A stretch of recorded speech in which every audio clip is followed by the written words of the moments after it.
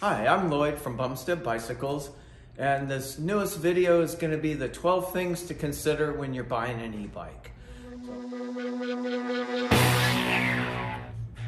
Next on the list is hub drive versus mid-drive motors. I'll show you both, but what you're going to find, at least that I have, is the more recreational riders are going to use a hub drive. The more performance, again, kind of at that higher end on the budget, are going to use the mid-drive. So a hub drive motor, as it in the wording, the motor is built into the rear hub of the bike. I've seen some bikes with a front hub, but in general, you're going to see it at the hub. Right here in the rear of the bike. On a mid-drive, over here,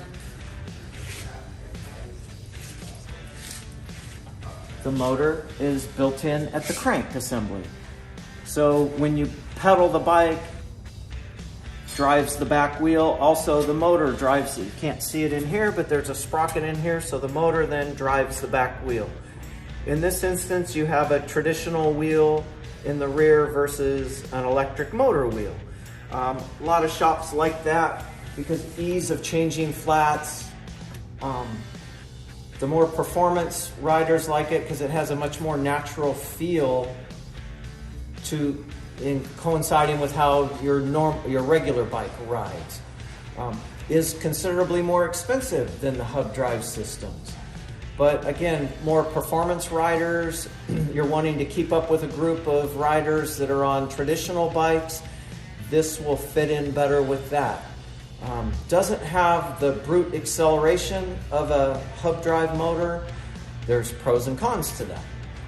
But overall, then one of the things you have to watch if you go to mid-drive too is that you're going to wear out drivetrain components faster because now you have a motor putting stress on the cassette, freewheel, chain, all of your drivetrain parts. It's just a maintenance thing. You got to make sure you have that checked and maintained a little more because they will wear out faster than they will on a traditional bike. So advantage of mid-drive would be the more high-performance riders, people with the over $2,000 budget. They're already riding regular bikes and they want it to feel like a regular bike and just have a little bit of assist. A lot of the mid-drive motors too don't have any sort of throttle or any way to get you back home if you don't want to pedal.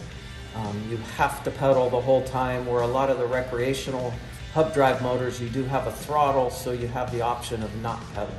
So definitely something to consider there. So again, hub drive versus mid depends on, again, back to use. What are you trying to do with it? How do you want the bike to feel? For a lot of customers, I'd suggest test riding both. That'll answer a lot of whether you like or dislike a particular style.